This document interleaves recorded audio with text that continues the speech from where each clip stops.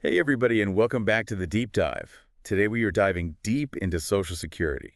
Oh, yeah. One of those topics that's always on everyone's minds, especially when you start thinking about retirement. Right, exactly. And I think everyone has a general idea of what it is, Hmm. but we're going to get into the nitty-gritty today. Yeah, we're going way beyond just the basics. Beyond the basics, unearthing some of those hidden gems you might not know about Social Security. Exactly. There are a lot of interesting little details, and we've got some great material to help us break it all down. We do. We're looking at a presentation called Social Security, Making Choices, Love the title. and even some excerpts from a PDF with the same name. A lot of good stuff in And there. we're not just talking about when to file, Although that is a big question, of course. a big one for sure. But there's so much more to it. Absolutely. We'll uncover how working a bit longer, maybe spousal benefits, Oh, yeah, and even divorce. divorce can play a role in your Social Security strategy. It's amazing how many people just assume Social Security will be enough to cover all their expenses in retirement. Like it'll be this magical pot of gold at the end of the rainbow. Right. Like it's going to make everything okay. The retirement fairy godmother. But our presentation today sets the record straight right away. It does.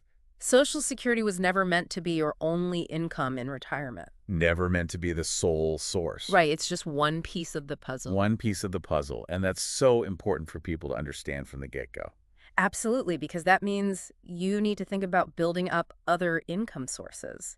You can't just rely on Social Security. It's not going to be enough on its own. So whether it's savings investments or even part-time work. Even just thinking about those things now can make a huge difference later on. So true. It's almost like building a house. You know. Okay, I like where you're going with this. Social Security is like the foundation. It's essential. Right. You got to have it. You got to have it, but then you need the walls, a roof. With all the good stuff inside to make it a home. Exactly. You can't just live in a foundation. No, you can't. Yeah. And speaking of foundations, let's talk about one of the biggest decisions you'll face with Social Security. Okay. What's that? When to actually start claiming those benefits. Yes, the timing game. The timing game, indeed. Our presentation lays out three main options. Okay, hit me. Each with its own pros and cons, of course. You can file as early as 62. 62. Okay. You can wait till your full retirement age, which we'll get into that a little bit later. Right, because that magic number changes depending on when you were born. Exactly. Or you can be super patient and hold off all the way until 70. Okay, so is there like a secret formula for picking the best age? Oh, I wish it were that easy. Right. It really boils down to this trade-off. You can get smaller checks sooner Okay. or wait it out and get larger checks later. So it's all about thinking long term. I like to think of it like a pie. You can have a small slice now, A small slice now. or wait and savor a much bigger slice later. I'm definitely a wait for the bigger slice kind of person. Me too. Especially when you know that your benefits keep growing for every month you delay.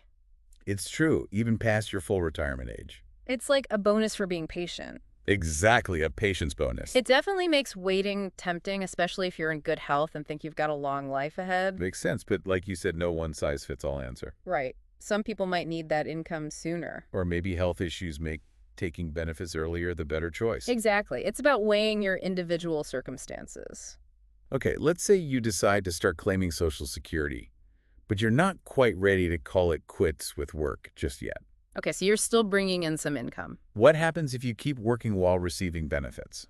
That's where we get into the earnings test. Okay, earnings tests. It's designed to kind of prevent people from double dipping. From getting too much. Yeah, so if you're below your full retirement age and you earn above a certain limit, There's a limit. there is. It changes Yeah. every year, but for 2024, it's $21,240. Okay, so if you earn more than that, Your benefits will be reduced temporarily. wait, so are you saying I could actually lose some of my hard-earned benefits? No, not lose them, just delayed. Okay, explain. Think of it this way. Any money that's withheld because of the earnings test, Okay. it's credited back to you later. Okay. So you end up with a higher benefit amount once you reach your full retirement age. So it's not a penalty, it's like Delayed gratification. exactly. You get a bigger reward later for your patience. Precisely. Now, let's say you're part of a couple Okay. where both spouses worked and earned their own Social Security benefits. A dynamic duo. Exactly. Things get a little more interesting here, don't they? Definitely, because it's not as simple as just adding up the two individual benefits. Not that straightforward. So what are the options for couples in this situation? Well, your spouse could just claim their own individual benefit. Based on their own work history. Right. But here's where it gets interesting. You also have the spousal benefit to consider. The spousal benefit. Okay, tell me more. Yeah. So a lower earning spouse can actually choose to receive either their own benefit or half of their higher earning spouse's benefit. Oh, that's interesting. So they can pick whichever's higher. Exactly. It's Yeah. all about maximizing what you receive. That makes a lot of sense, especially for couples where one spouse maybe took time off work to raise a family. Or worked part-time. Right. It helps even the playing field when it comes to retirement income. Absolutely. And guess what? What? It gets even more fascinating. Oh boy, lay it on me.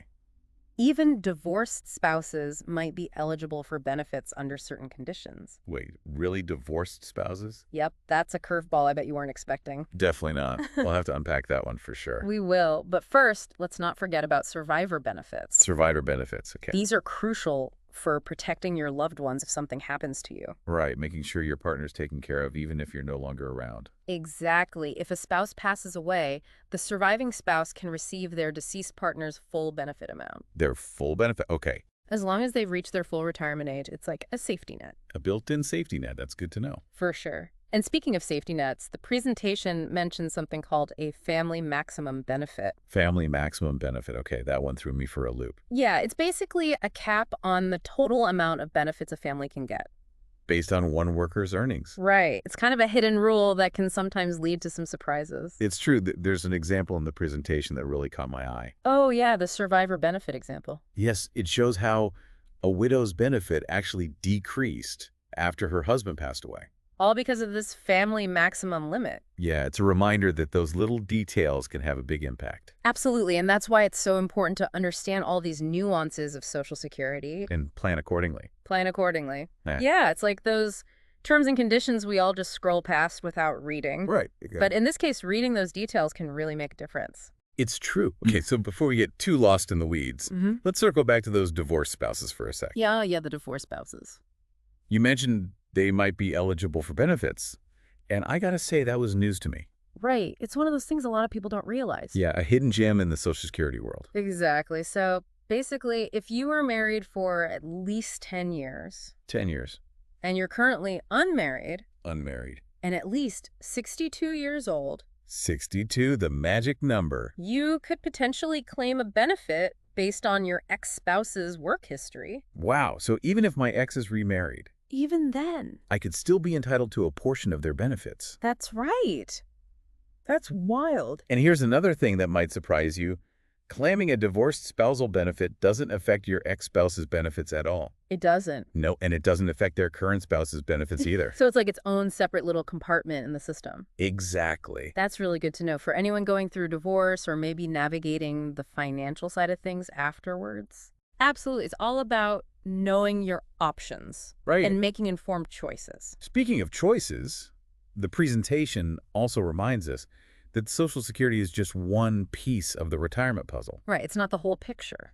Like we were saying earlier, Social Security is the foundation. You need that solid base. But you need more to build a truly secure and enjoyable retirement. The presentation even has a whole section called Consider the Big Picture. Consider the big picture. I like it. It really stresses the need for a holistic approach to retirement planning. Okay, so beyond Social Security, what are some other things listeners should be thinking about as they plan for their golden years? Well, savings and investments are crucial, obviously. Can't forget about those. The earlier you start, the better. Time is money. Exactly. Think of it like planting a tree. Okay. The sooner you plant it, the bigger and stronger it'll be by the time you retire. And don't forget about compound interest. Oh, yeah, the magic of compound It's interest. like watching your money grow exponentially over time. It's pretty amazing. The presentation also talks about guaranteed income streams. Guaranteed income streams. What are those? Things like annuities that provide a set amount of money no matter what the market's doing.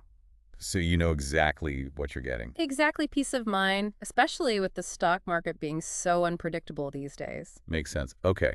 So we've got our foundation with Social Security, The base is soft. then the walls and roof with savings and investments. Got those covered. And now we're adding some comfy furniture and maybe even a hot tub with guaranteed income streams. Sounds like a pretty nice retirement setup.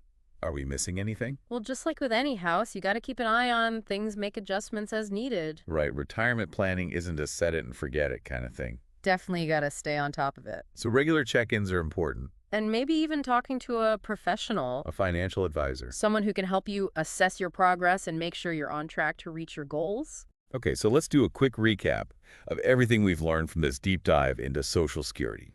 All right, let's break it down. First, we busted the myth that Social Security is enough to cover all your retirement expenses. It's not a full retirement plan. It's just one piece of the puzzle. A crucial piece, but only one piece.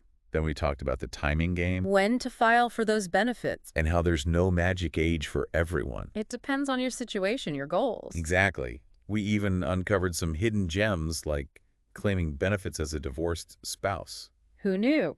And of course, we emphasized the importance of a holistic retirement plan. Savings, investments, guaranteed income streams. It all works together. It does. I think we covered a lot of ground today. We did. And hopefully everyone listening feels a little more informed about Social Security and how it fits into their retirement plan. That's the goal. It's about taking control and making those smart choices today to set yourself up for a brighter future. Right. It's like investing in your own happiness and peace of mind. Exactly. And remember, there's so many resources available to help you along the way. Oh, yeah. Tons of resources. So don't be afraid to ask questions. Do your research, seek out expert advice if you need it. The Social Security Administration's website is a great place to start. Oh yeah, that website's goldmine. You can find everything on their benefit calculators, explanations of different claiming strategies. It's like having a personal Social Security expert in your pocket. Right at your fingertips. And don't forget about the power of talking to people. People who've been there, done that. Exactly. Friends, family members, colleagues who have already gone through the retirement planning process. They can offer such valuable insights. Real-life experiences you won't find in any book. It's like having your own personal retirement cheerleading squad. I love that analogy.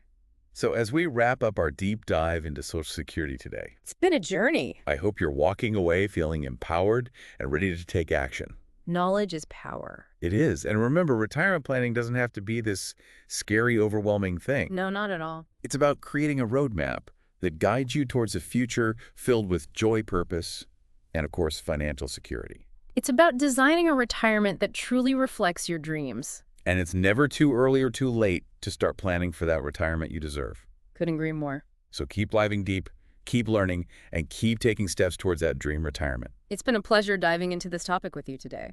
Likewise, thanks for joining us on the deep dive. And until next time, keep those brains engaged and those retirement dreams alive.